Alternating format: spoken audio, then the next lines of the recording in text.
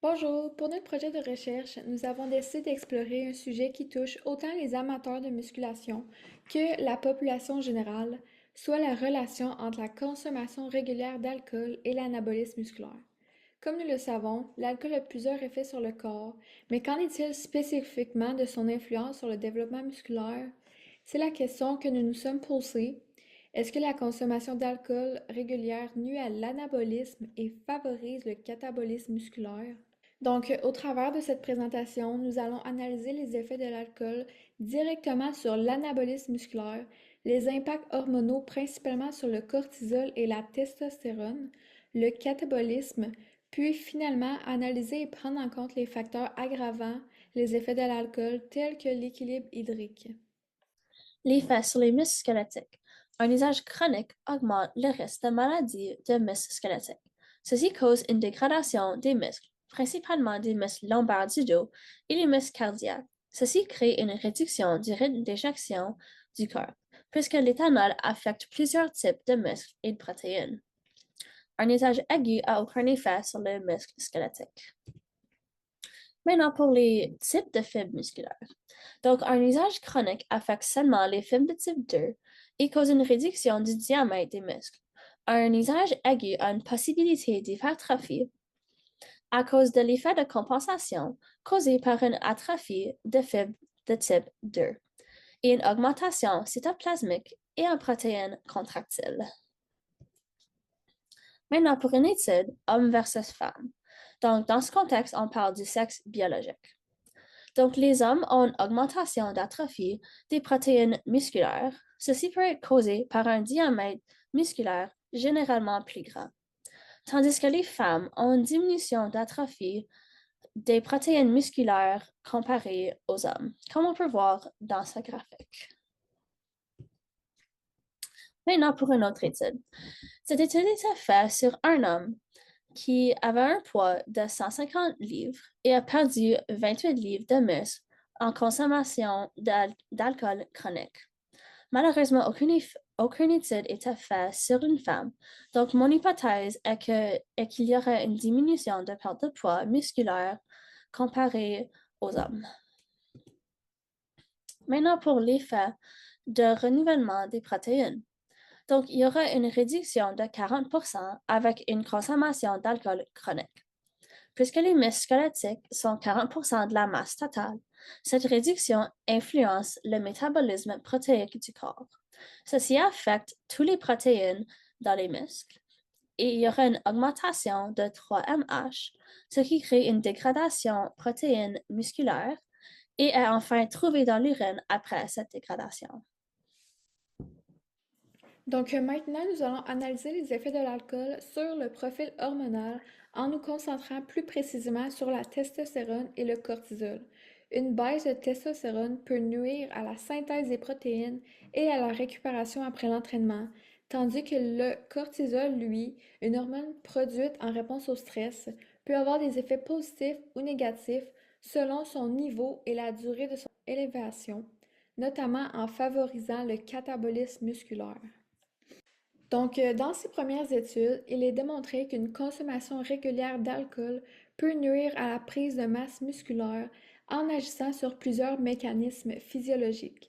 En effet, il a été démontré que les binge drinkers présentent un volume de matière grise réduit dans des régions cérébrales impliquées dans la gestion du stress, le contrôle moteur et la motivation. Cette réduction est associée à l'élévation du cortisol, cette hormone catabolique connue pour inhiber la synthèse des protéines et favoriser ainsi la dégradation musculaire. De plus, une étude a démontré que l'alcool interfère directement avec la voie mTOR, essentielle à l'anabolisme musculaire, en réduisant ainsi la capacité des muscles à se régénérer et à croître après un entraînement. Par après, dans cette étude, nous avons examiné les effets de l'alcool sur la récupération musculaire après un entraînement en force. Il a ainsi été conclu qu'une forte dose d'alcool, soit 1,2 à 1,4 g par kilo, a entraîné une baisse significative du ratio testostérone-cortisol dans les 24 heures suivant l'exercice, comparativement à une faible dose.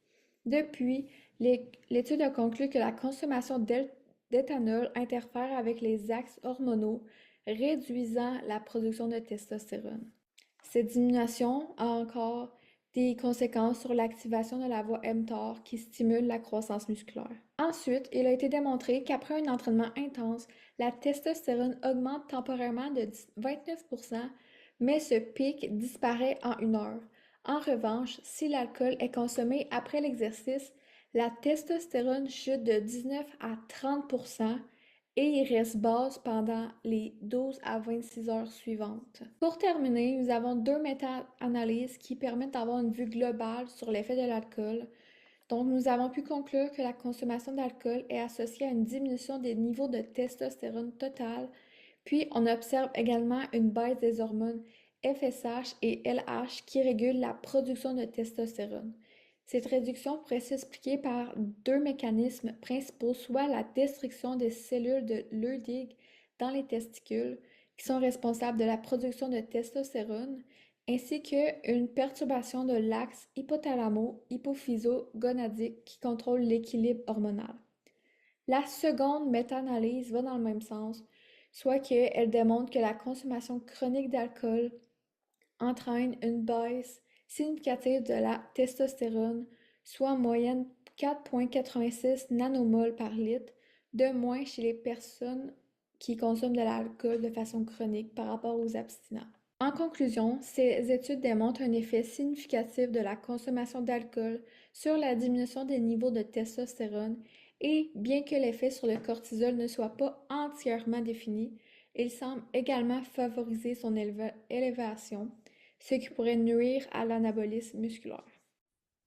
Ici, je vais vous parler de l'effet de l'alcool sur le catabolisme musculaire. Donc, dans cette étude, il y avait 2 femmes et 12 hommes et on essayait de comparer les effets sur le repas avec 632 kcal. Donc, dans la période post-absorptive, il y a une légère diminution du glucose et une légère augmentation de l'insuline, mais les différences entre les deux conditions ne sont pas assez grandes pour dire qu'il y a un effet sur le catabolisme. Dans cette étude, il y avait 8 hommes qui ont effectué 2 séances d'exercice cycliste à jeun à 55% de la VO2 max pendant 2 heures avec l'ingestion de l'éthanol 1 heure et immédiatement avant l'exercice dans un ordre aléatoire séparé de 7 à 10 jours. Donc, comme on peut voir dans la figure A, la baisse de la concentration en glycogène est similaire dans les deux conditions. Donc, on ne peut pas dire qu'il y a un changement à ce niveau-là. Puis pour la figure B, l'utilisation du glycogène musculaire pendant l'exercice n'était pas vraiment différente dans les deux conditions et c'est la même chose pour l'oxydation des glucides extramusculaires et l'oxydation des graisses pendant l'exercice. Donc, dans cette étude, on ne peut pas vraiment voir aussi un changement ici sur le catabolisme. Dans cette étude, c'était des souris mâles âgées de 11 à 13 semaines et ont évalué la composition corporelle avant la surcharge pour stimuler la croissance musculaire. Donc, une surcharge fonctionnelle unilatérale a été réalisée sur toutes les souris, puisqu'apparemment, ça conduit à une augmentation similaire de la signalisation du mTOR et à une hypertrophie musculaire. Donc, on peut voir dans la figure gauche le poids absolu du plantaire a augmenté sur les deux conditions du jour 7 à jour 14, il consommait 18 à 20 grammes d'alcool, puis aucun changement a été observé sur le poids corporel. Donc, je ne verrais pas un changement sur l'effet du catabolisme ici. Puis pour l'image de droite, la synthèse des protéines a diminué un peu sur l'éthanol, mais les différences ne sont pas assez grandes pour dire ici encore qu'il y a eu un effet sur le catabolisme. Dans cette étude, on cherchait à déterminer si une élévation localisée de l'alcool dans le CNC est capable d'avoir un effet sur la synthèse et la dégradation des protéines. Donc, si on avait des rats qui pesaient entre 300 et 325 grammes, il y avait un groupe contrôlé, un groupe qui ont reçu une administration lente en bolus d'alcool de 75 millimoles par kilogramme de poids corporel dans une solution saline via le cathéter gastrique implanté.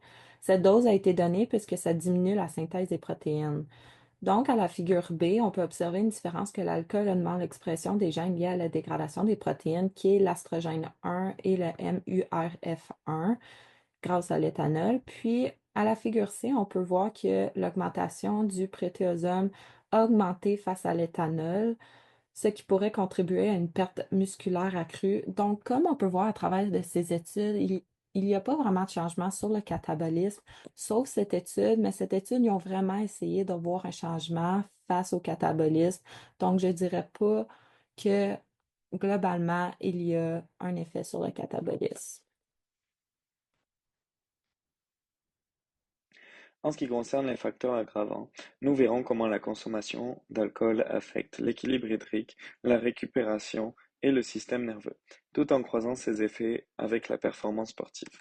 En ce qui concerne l'équilibre hydrique, nous savons que l'alcool est un diurétique. Cette étude où les participants ont reçu une boisson différente entre de la bière sans alcool, du vin rouge, du vin rouge sans alcool, des spiritueux et de l'eau, comme surligné dans l'extrait en haut à droite de votre diapositive.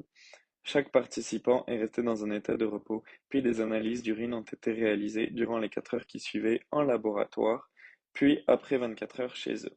Ainsi, on peut remarquer sur le tableau qu'un des effets de l'alcool est qu'il augmente la production d'urine de manière croissante avec le temps, comme par exemple avec la bière, au bout de 4 heures, l'urine était de 829 ml et l'eau, quant à elle, était de 450 ml.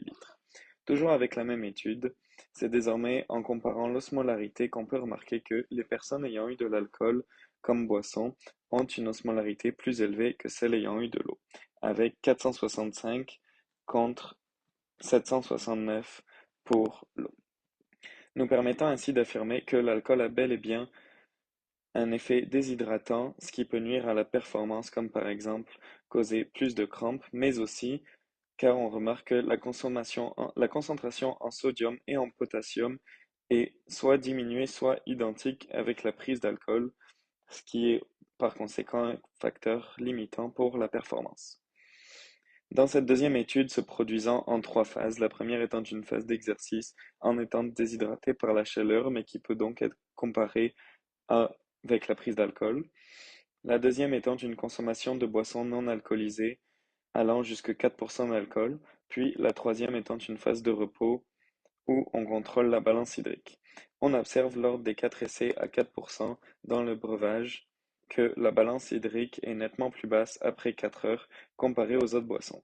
On peut ainsi conclure que plus la boisson sera alcoolisée, moins la balance hydrique reprendra ses niveaux normaux. De plus, la majorité des bières ont des pourcentages supérieurs à 4%, ce qui inclut donc que pour la performance sportive, l'alcool ne sera pas bon car il va créer une déshydratation. Pour la récupération, cette étude réalisée en faisant des biopsies musculaires après un exercice intermittent ou continu et une ingestion d'alcool avec soit des glucides, soit de l'alcool avec des protéines, soit seulement des protéines, on peut remarquer que la synthèse fractionnaire des protéines est affectée par l'alcool et ce, peu importe avec quoi on le combine. Ce qui est par conséquent donc très mauvais pour l'activité physique car si notre synthétisation des protéines est mauvaise, alors les muscles vont seulement voir leur capacité diminuer encore et encore. Enfin, cette étude très intéressante fait passer une batterie de tests à des sujets après une consommation d'alcool et sans consommation d'alcool pour comparer les résultats. Comme surligné, l'alcool a majoritairement causé aucun effet ou une déficience dans les résultats des tests. Comme avec le contrôle moteur ici, qui est très important pour le sport, on observe une déficience de 61% dans 61% des cas. Et pour la posture et la stabilité, c'est une déficience de 86%. Et dans cette partie-là du tableau, c'est avec le temps de réaction qu'on observe une déficience de 53%. Pour conclure, on peut voir que l'alcool a de nombreux effets aggravants sur la performance sportive, comme la déshydratation, la perte de micronutriments importants à l'activité physique, une mauvaise récupération au niveau de la synthèse fractionnaire des protéines, mais aussi sur le système nerveux central. En conclusion, l'alcool fait bien nuire à l'anabolisme musculaire.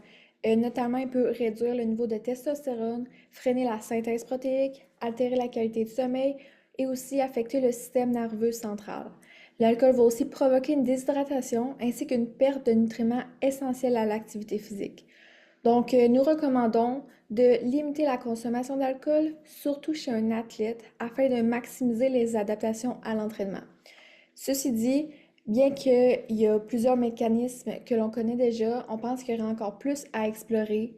Puis ce serait super pertinent de pousser la recherche plus loin afin de mieux comprendre l'impact de l'alcool selon le type d'entraînement, la dose, le sexe ou encore le contexte hormonal. Puis voici les références que nous avons utilisées pour notre projet. Merci beaucoup.